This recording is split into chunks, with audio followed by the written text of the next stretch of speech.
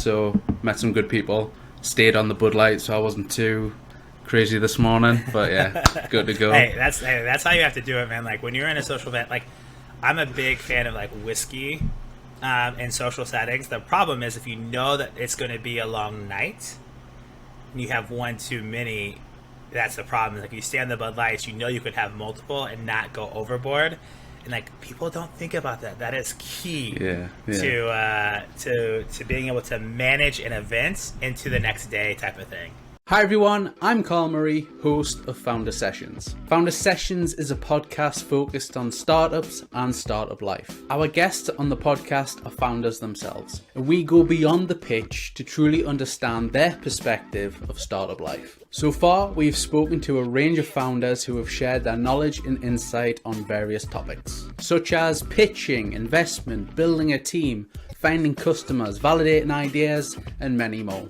I've created Founder Sessions to allow founders to share their ideas, their stories, and the problems that they face throughout their journey. Most importantly, the podcast looks to inspire the audience, to help them learn, grow, and do awesome things. Founder Sessions is available on YouTube, Spotify, and Apple Podcasts. I hope you enjoy it. Hi everyone, and welcome back to Founder Sessions. We have a great episode lined up for you today, as I'm joined with Rob Napoli, all the way from Brooklyn, New York. Rob, how are you doing?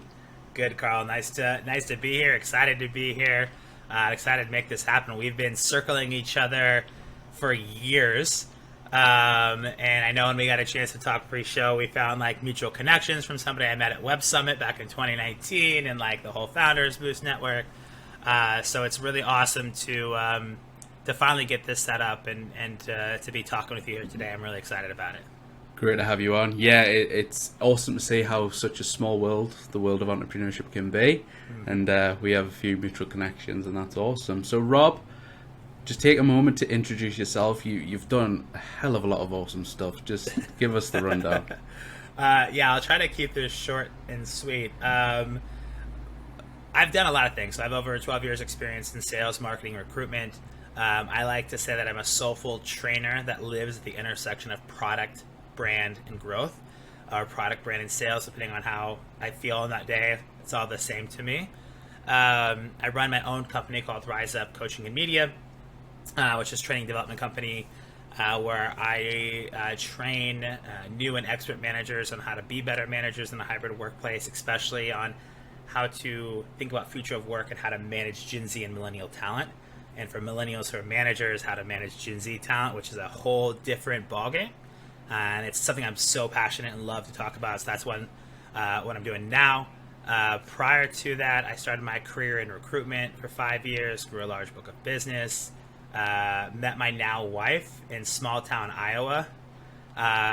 3 months into dating, she said that she's moving to Europe when she graduates university to get her master's. She doesn't do long distance, either break up or I move with. I said, fuck it, let's go.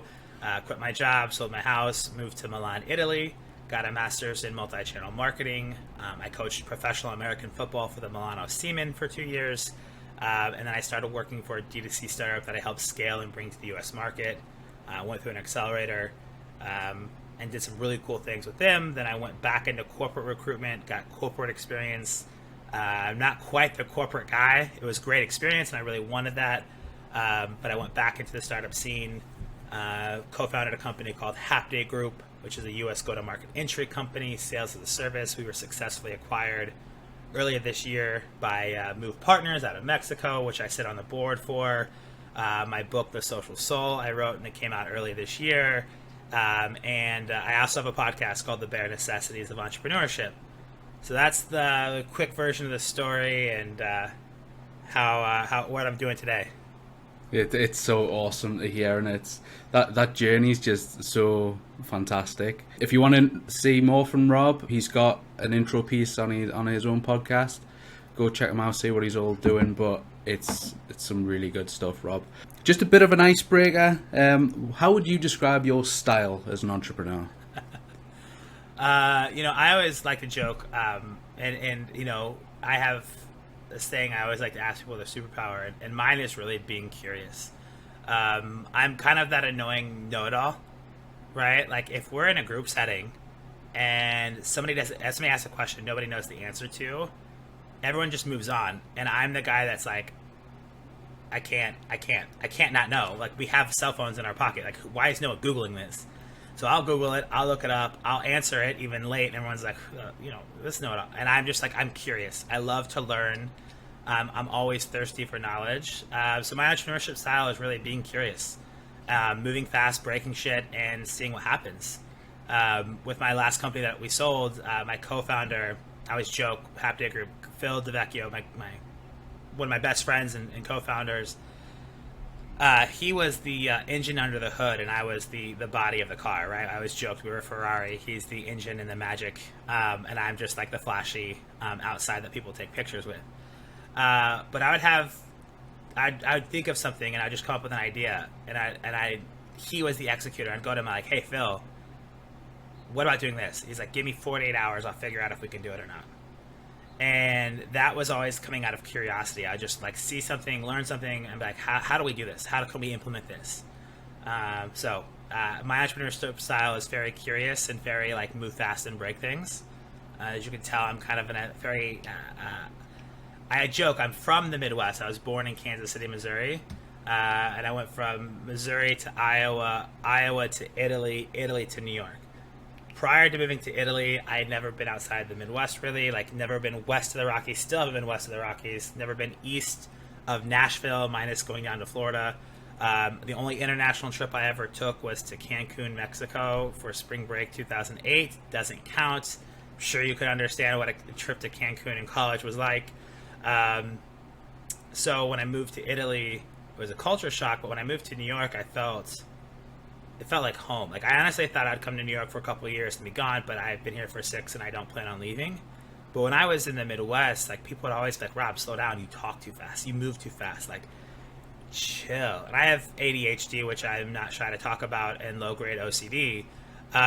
So when I came to New York, I felt like I was in the right place. Like, everything moves fast. Like, I'm curious and I break shit. So, like, New York was, like, the place that I was meant to be.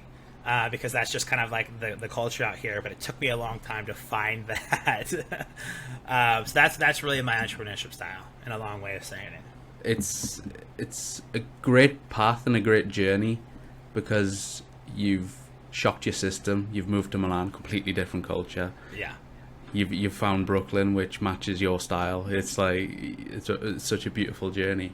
And when did you know you wanted to embrace the chaos and be an entrepreneur?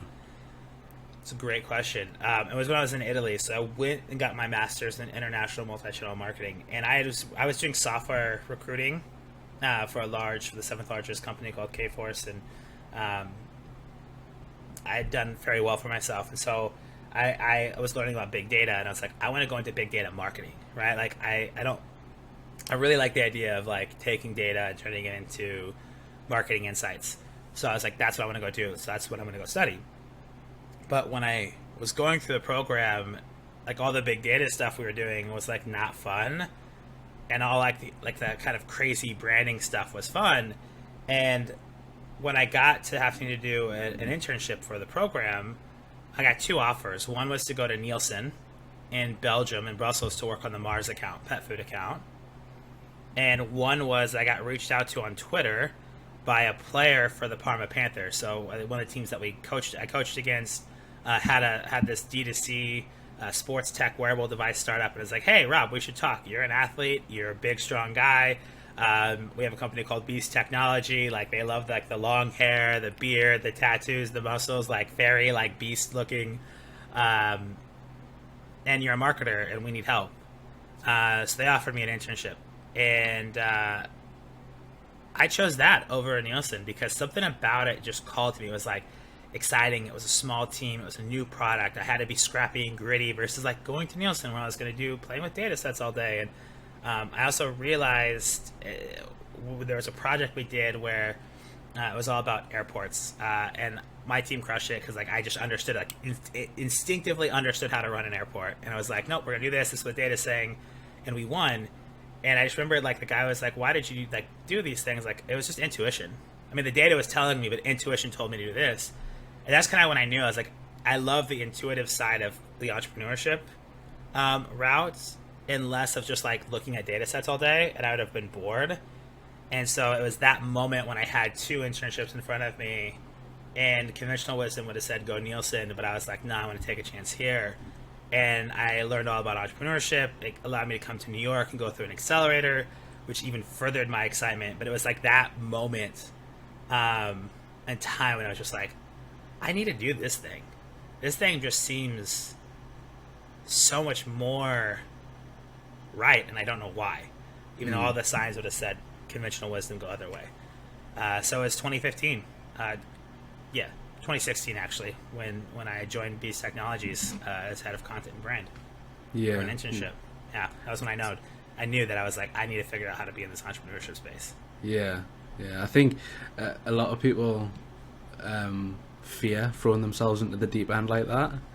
I was thrown into the deep end as well, so we kind of share that sort of that experience. Being for me fresh out of university and being head of immersive tech for a small time creative media production company, and I'm just like, I have to tell people what to do and manage teams and make cool shit and like all this is like I'm 2 months removed from graduation. Yeah, sometimes you just don't have a choice, which is I mean, that's what I think is like, really exciting about about jumping into the deep end. And when I was in college and went to university, like, we didn't study entrepreneurship, right? Like, back in 2009, 2010, when I graduated in 2010, like, we didn't have a class on entrepreneurship like they did now. Like, I didn't hear what entrepreneurship was until Dwala came and was founded out of Des Moines, and Ashton Kutcher invested into it in like 2013, 2014. And so, like, I always joke, like, I'm a late blooming entrepreneur, and didn't know what that entrepreneurial mindset was until, like, well into my 20s. When I went to go get my master's, I was 27. So, like, youth got thrown in, like, right out of university. Like, for me, it was much later. And I think it's really interesting and exciting how quickly, and everyone thinks that, in order to start a company and, like, lead a company or be an entrepreneur, you need to, like, be wise. And, like, we're proving that you don't. You need to be able to be thrown in the deep end and figure shit out, and be passionate and solve a problem. And it doesn't matter if you're 2 months out of university, like, if you know how to handle your shit, why not? Right? Yeah, I think that's true, amazing that you had to, like, do that. You're like, shit, I just graduated. I'm still, like, get excited about going out for pints every night. Like, what am I doing, like, leading a team? Who am I? But it's exciting stuff, right? Yeah, it really is. I had a guy, Harry Panter, on the podcast, only 21 and absolutely killing it with his startup. It's just unbelievable. He started it in university, and he's just gone on to do great things, getting some great partners in. And I'm just thinking, 21 years old, but his head is so screwed on, and it's so refreshing to see. I'm 27 now, and seeing Harry 21 just doing stuff that you see, an experienced person doing. It's just like he's tapped into something there. It's beautiful to see. I'm almost 35, and I had that experience, the same experience, where I talk to people. I'm like, when I was your age at 21, 22, like, I only cared about, like, I played college football, Division III college football. Like, it was all about football, making sure I got my grades, and, like, when the next party was, right? And, like, when my next workout session was, like, I was so focused on, like, sports and social life and making sure that I got enough grades to pass. I wasn't thinking about, like, what do I do with the rest of my life? And that's why, like, when I talk about my journey and being non-linear, I love non-linear career paths. This, like, idea that you have to, work up a ladder and, like, go step 1 to step 2 to step 3, and 10 years later get lucky to maybe be a manager is just fucking asinine to me. Like, you can, if you're the right person at 21, you can lead a multi-million-dollar company. But for many 21-year-olds, like, they don't have their head on straight, and that's okay. Like, life is short, but it's also long. Like, you don't need to have your shit figured out at 23. You don't need to have your shit figured out at 30. You don't even need to have it figured out at 40. Like, there's, like, I was talking with somebody the other day about one of his, he works for this really cool company out of Denmark, and one of the business partners is, like, the chairman for one of the largest medical groups in the world. Like, very high up there, knows a lot of world leaders, part of like Davos and the World Economic Forum, and he wants to do this thing of helping like startups, and it's like he's calling it his third act. And it's like he's lived a full life, and he's like ran some of the biggest companies in the world, and now he's a chairman for like one of the biggest companies in the world and doing all these things. And he's ready for his third act to come back down into like this entrepreneurship and work with early stage innovators and help give back. And he's probably like in his 60s. And like that's amazing. You don't have like, there's so much that you can do across this life. I don't think linearly. Like think about opportunity, experience gained. Like that's what entrepreneurship really is, and why I love seeing it. So sorry, long walk for a short drink of water, but it's so exciting. And for those out there listening, like don't worry if you don't have it figured out. Like there's going to be different acts, different stages of your life, and you can use all of these collective experiences to do great things, and it doesn't need to be linear at all. Yeah. I think in addition to that is don't be afraid to trip up and try new things, you know? Yeah.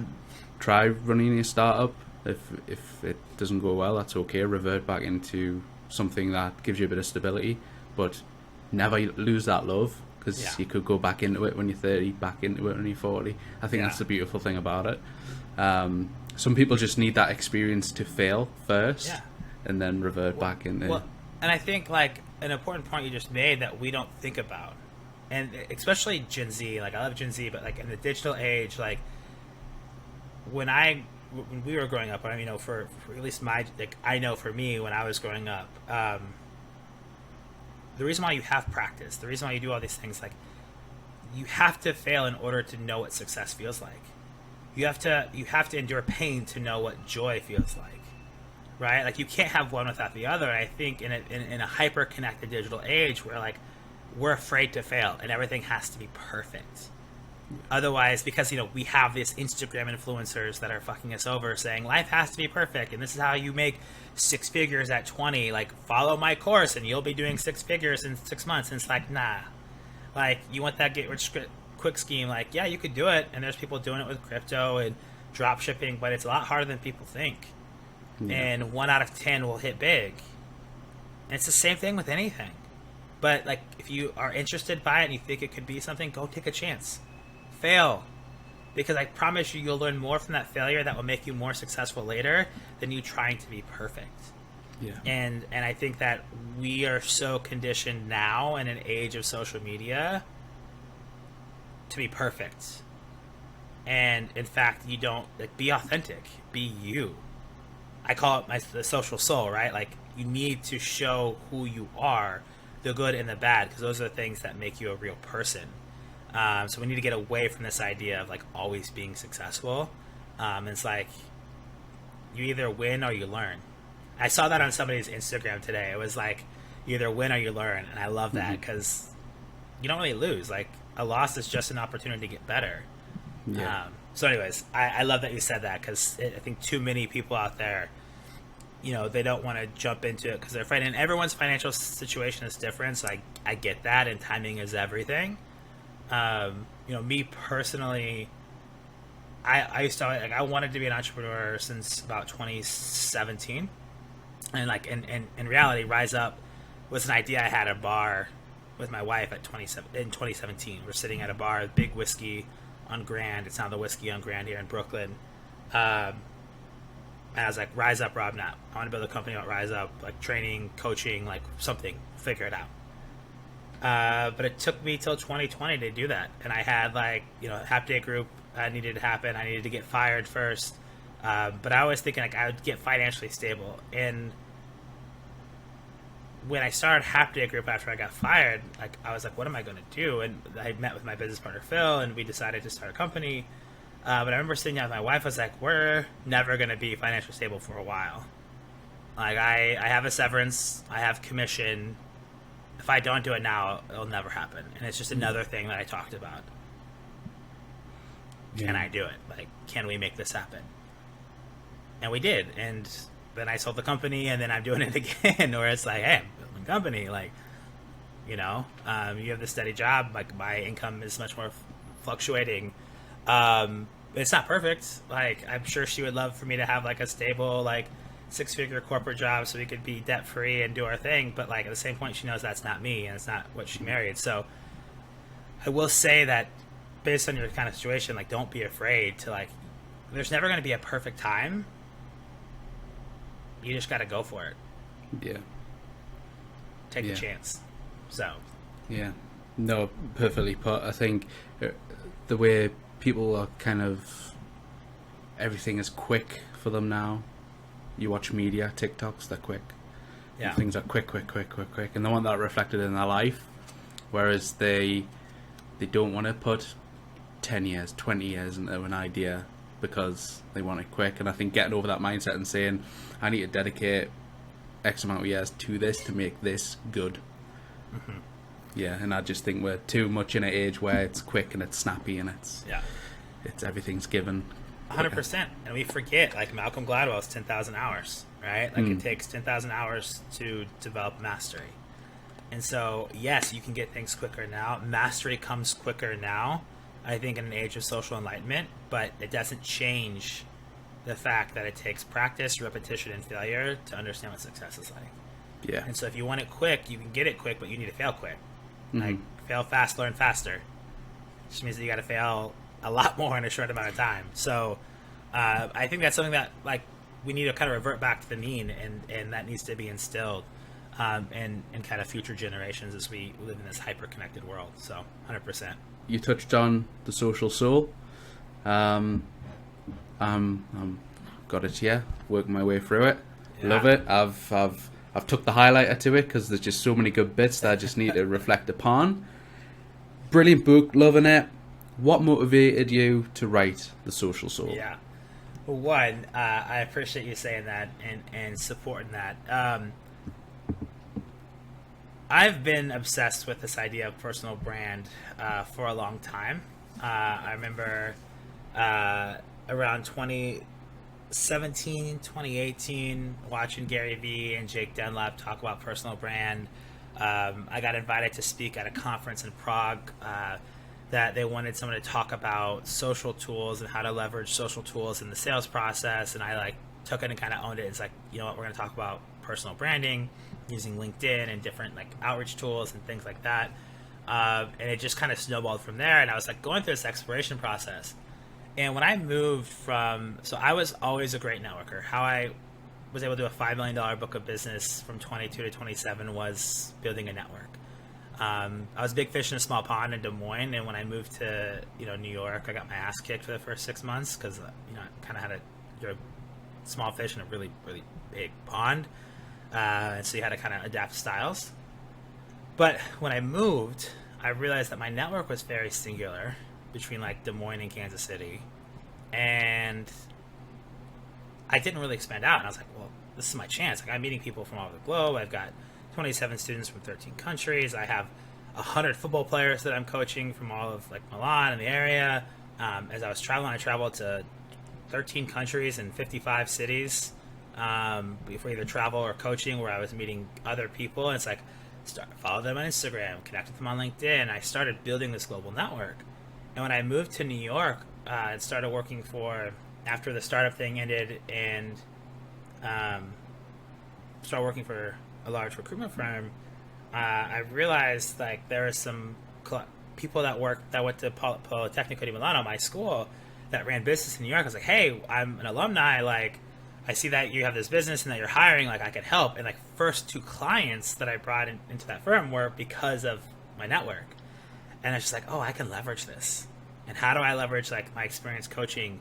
And when I was working for the sports startup, like I got to meet Chris Duffin and Christian Thibodeau, and I was working with the Nets organization for a hot minute on a couple of tests, and I was supposed to fly down to Dallas in a partnership to work with Jason in the Dallas Cowboys, but never like materialized.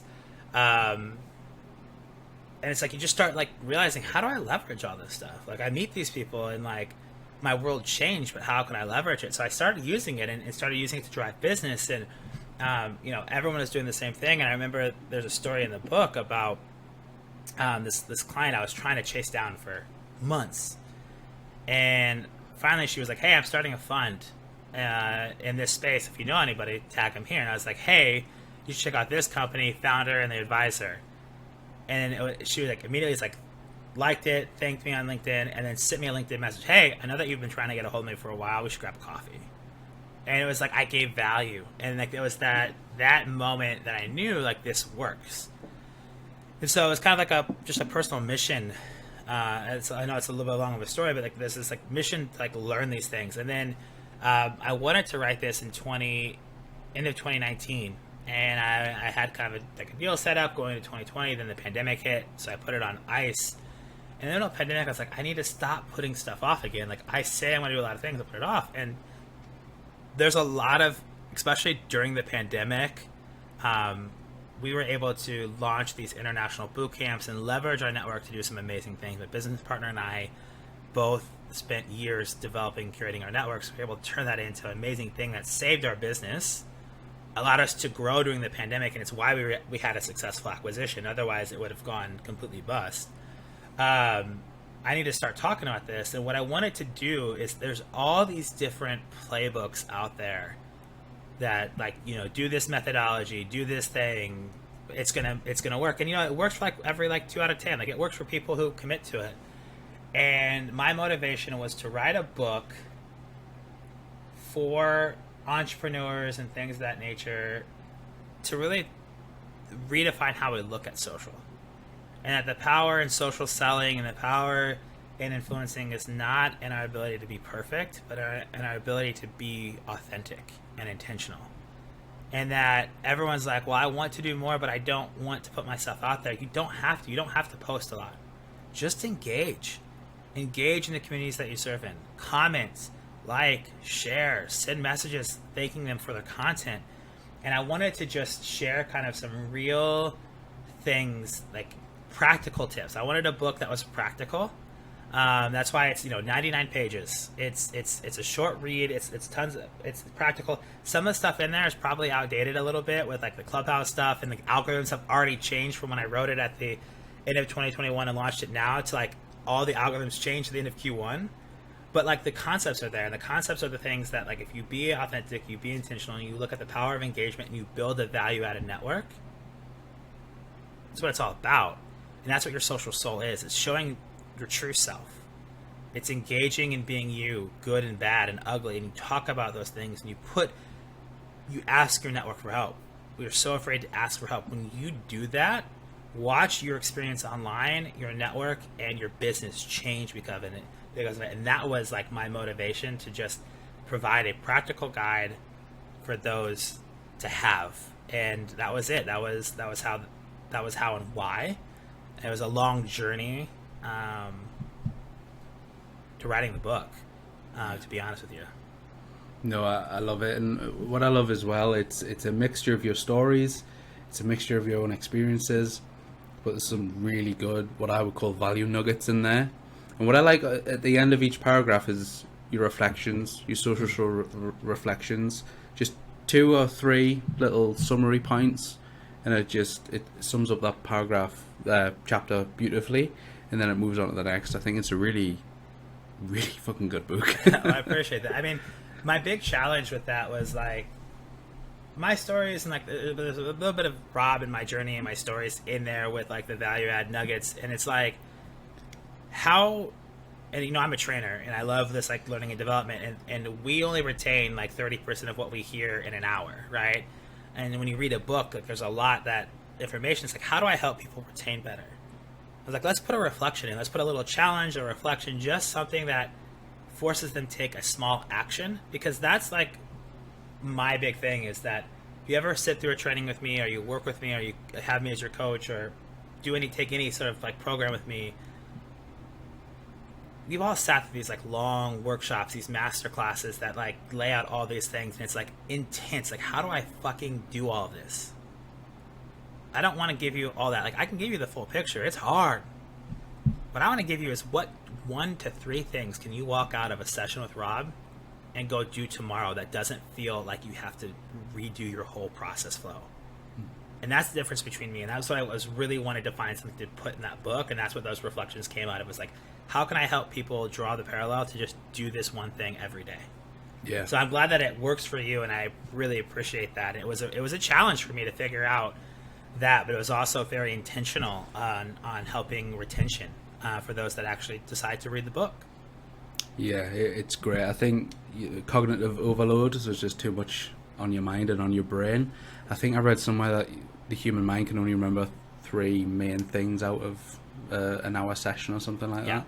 Yep. So yeah, it was perfect, because you read the paragraph and you're reading the stories intertwined with some real brilliant value, and then, like with most books you read, and it's like, I need to kind of remember this. You stick a post-it note on it. I mean, I've highlighted in this, but that's just for my own reference. But then at the end, it's like, this is your little summary, and it's like, yeah, perfect. Well, Perfect. I like, a personal thing that I love is when people highlight in books. Actually, I don't have any of the books that I do this with right next to me, but I'm a big fan of, like, I'll like highlight, I'll write little notes in the margin and stuff, and then whenever I finish a book, I sign it. And if I read it again, I'll sign it again and I'll date it. And I love to pass books off to others. Like, I regularly give people books and recommendations. And back in the day when we were much more around, I would like hand books to people and have them read it and then sign it. And it's like, feel free to take your notes. Like, if you want to write something down or highlight something for yourself, do it. Like, highlight my book. I don't care. And a lot of times, like, there's books that I never got back. And I was like, if you have something else that you feel compelled to give this to, pass it on. Yeah. Just tell me who you pass it on to. I don't care. Yeah. And if it comes back to me, awesome. If not, like, that book has life. Yeah. So I love like that, and it's something that I challenge people to do. And for me, it's super. It's a way to retain it, and it's also a way to give it life. And I think that if you have a good resource that drove value, you should share that with others, and let them see what it meant to you. Mm-hmm. Right? Like, they can see what you highlighted and how it affected you, and how it may affect them. I think it's an amazing thing. Moving on to sort of the mental side of entrepreneurship,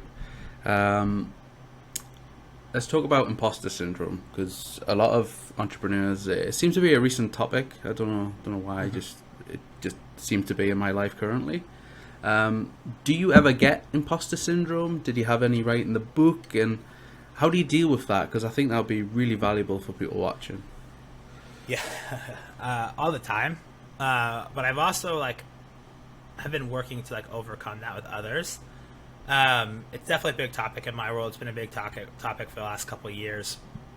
So let's unpack that first. Do I get imposter syndrome? Yes.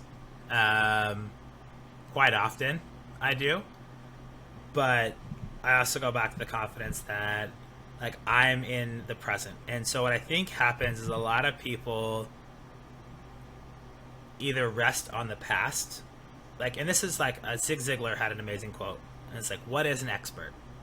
An expert is, let's break the word out, X, former something, spurt, water spout, right? So you're a former water spout. So you're literally just spouting off stuff that you learned in the past, right? That's not forward thinking. And while there's value in learning from the past, right? We need to fail fast, learn faster. There's value in the past. You also need, you can't just always listen to experts that did something that aren't currently doing it. And I think a lot of imposter syndrome happens because people don't know how to live in the present.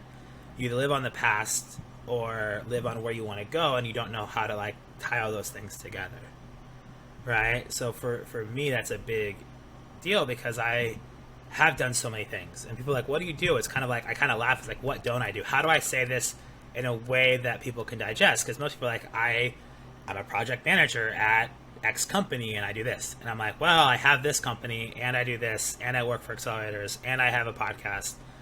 And so I have to be kind of careful about how to not to overload that. Writing the book, I had a huge moment of imposter syndrome twice.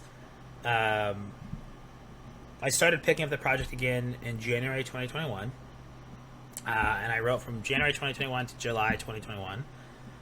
I met a guy who I didn't want a ghostwriter. I wanted to write the book myself, but I am a terrible writer. I'm a better speaker. And so I write like I talk, long run-on sentences.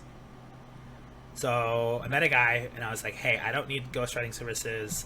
I need help in how to write a book, prompts, things like that. Can I hire you to teach me how to write a book a little bit? So he went through, he helped me kind of like formulate the chapters and formulate the flow of the book from my ideation, because I already had an outline built out with stories. And so he just like built in like prompts. He's like, Rob, just like go freestyle on this, which I was doing, but I was trying to write the book in that format. And so he is originally from New York, out in LA. Jared Rosen, amazing guy. Like without him, like I don't think the book would have happened. And then without having Juliet Clark, my publisher, she was amazing. Like she helped like get me over imposter syndrome and get the book out. But in July 2021, I met him in New York. He was here visiting family. Great meeting. We're talking about deadlines, talking about the book, and like planned on finishing it in the next 30 days. And I came home after that meeting and I looked at the book. I read the manuscript. I hated it. And I did Control-Alt-Delete. And I reverted back to just the prompts. And I just started free flow writing it. And I wrote the book in 3 weeks, 4 weeks tops. And then I had to like structure it and like, do all that. But I literally spent 6 months writing, deleted all that fucking work, and rewrote it in like less than a month. And that's the book that you have in your hands today. But that imposter syndrome, when I deleted that, was like, am I even the right person to be doing this? Should I be doing this? Should I just give up on it and like cut it as a loss?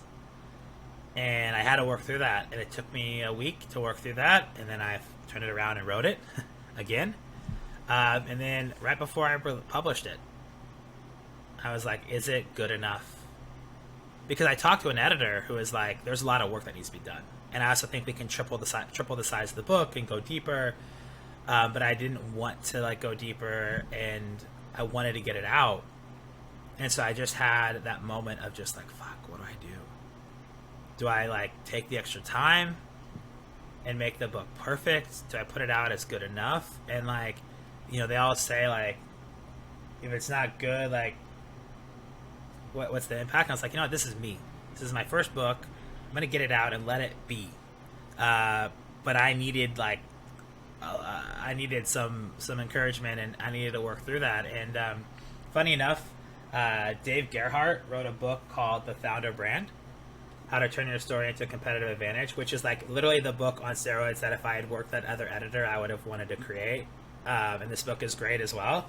But I was like glad that my book came out when it did, before his came out.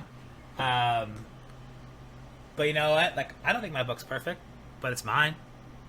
And it took me a long time to get over that. So it happens a lot. Imposter syndrome is real. I was literally talking to a guy yesterday about this. And, you know, I think the way to overcome imposter syndrome is be in the present. Like, you're there for a reason. You have a set of skills that puts you in that place in that time. And be confident. I think that part of the book and sharing your social soul is to help you overcome imposter syndrome online, because Instagram influencers are fake and they tell us that we need to be perfect. You don't. You need to be you. And that's taken me a long time to learn. I still have imposter syndrome to this day, but I have a lot more confidence in who I am and what I bring to the table that, you know, really shows up and shows out in different ways.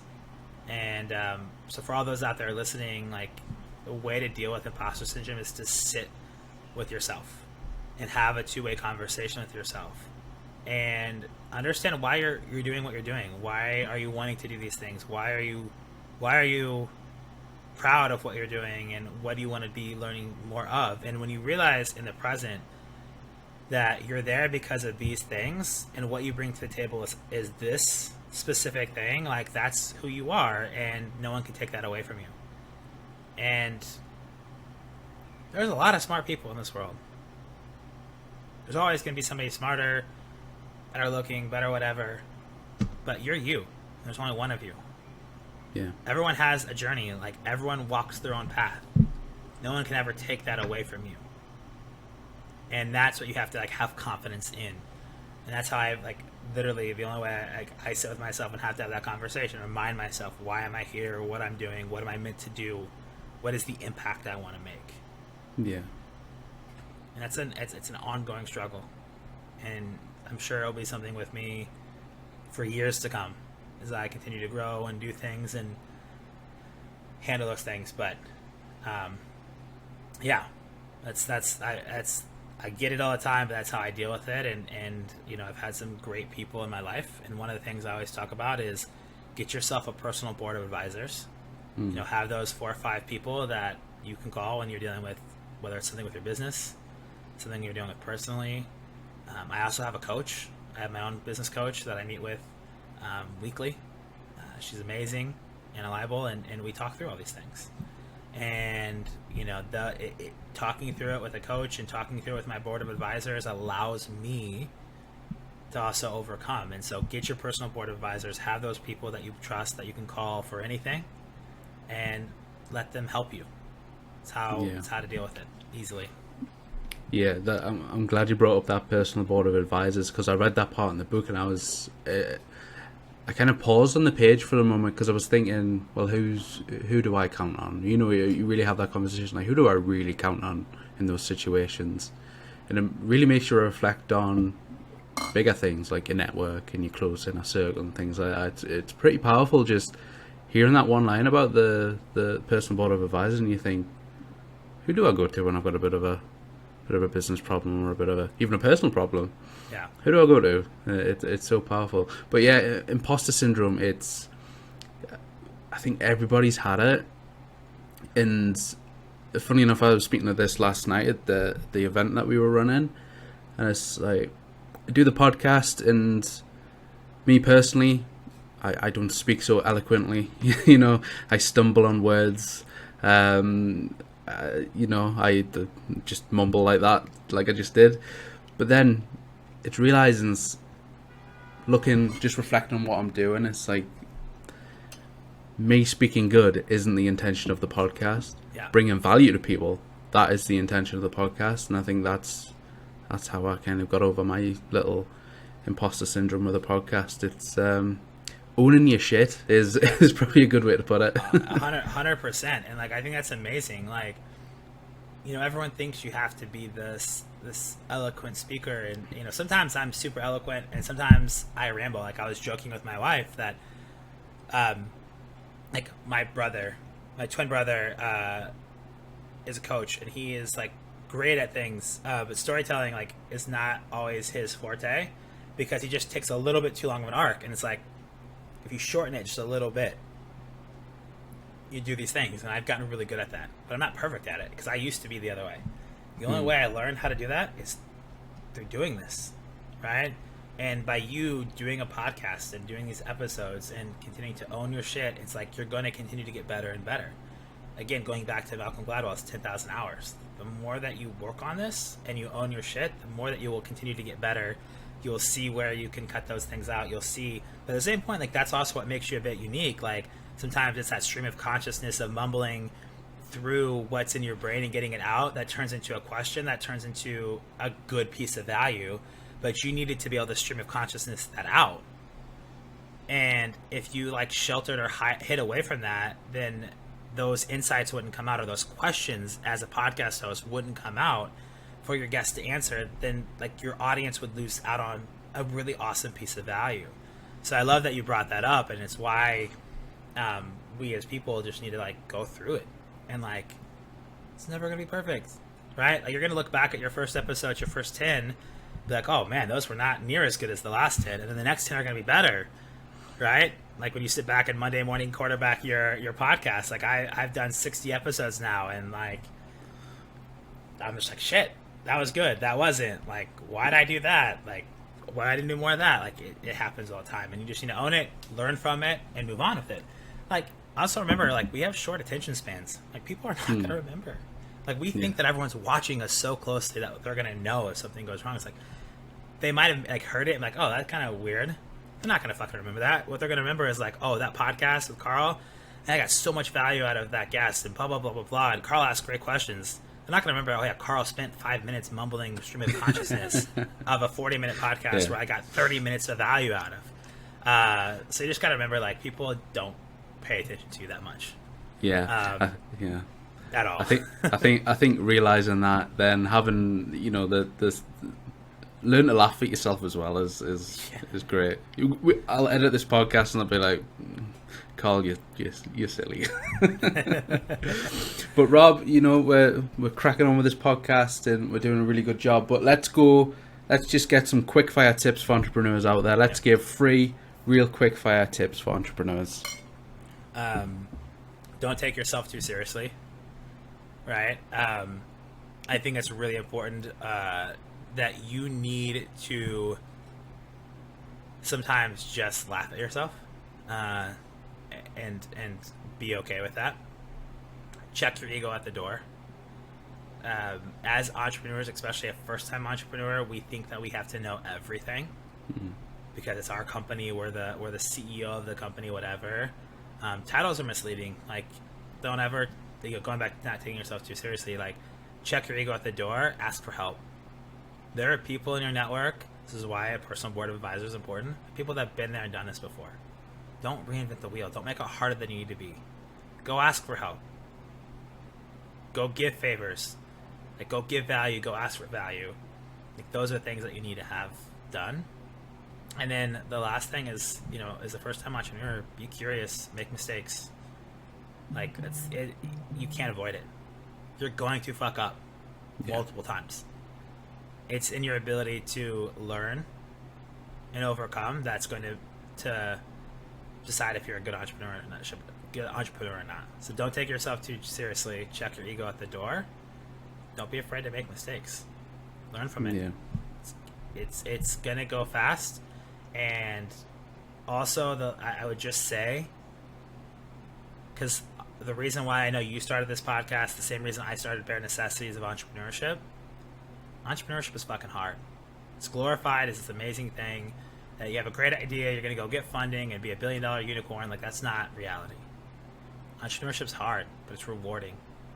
And if you have a problem that you are solving for, and you have a solution that people want, you can go have an amazing journey with it.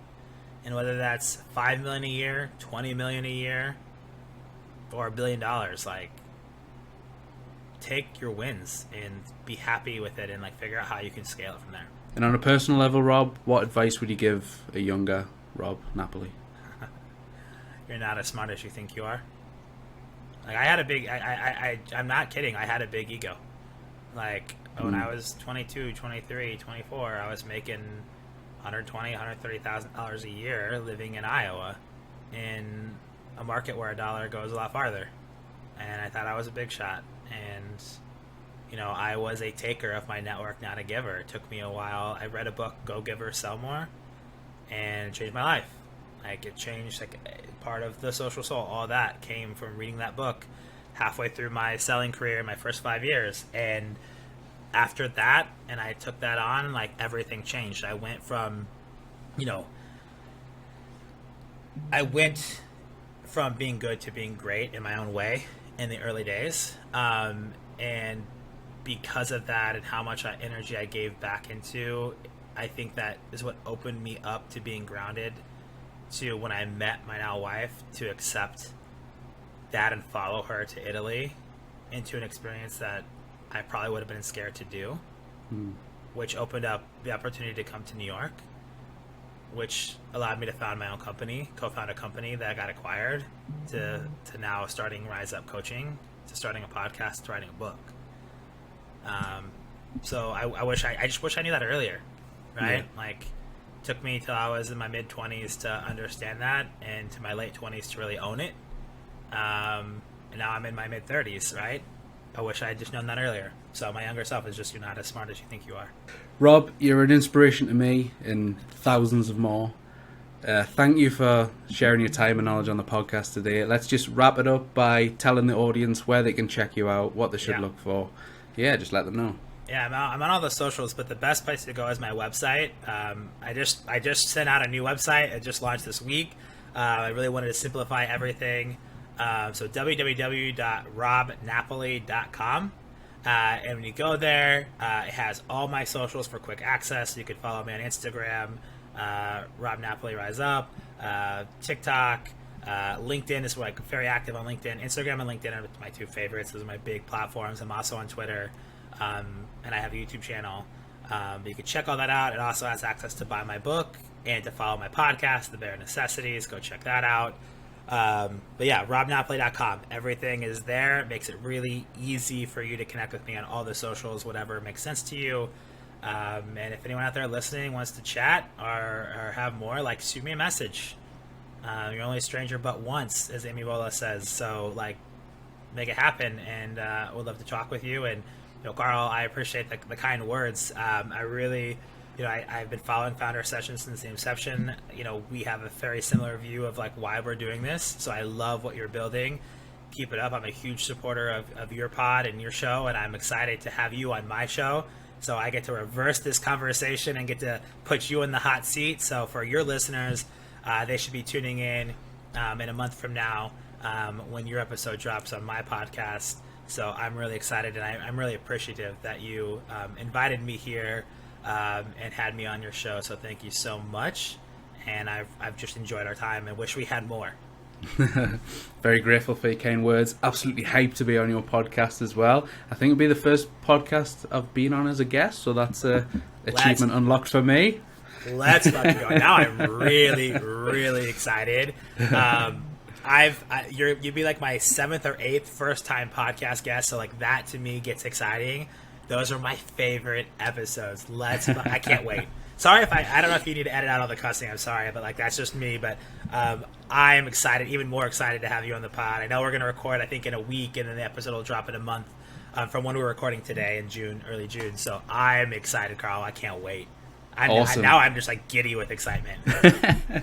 Exciting times. But yeah, Rob, thanks for coming on Founder Sessions. To everyone watching and listening, just go follow Rob if you're not doing it. What you're doing? Yeah, follow us, Founder Sessions. But brilliant. Thanks again, Rob. And from us, cheers.